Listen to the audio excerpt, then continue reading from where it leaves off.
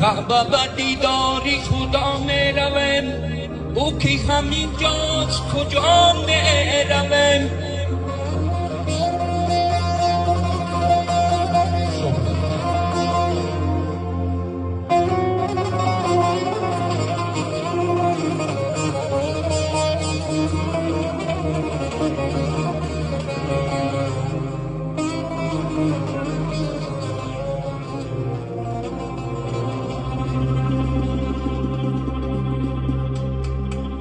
حج به خدا جز به دلی پاک نیست، شستنی غم از دلی غمناک نیست.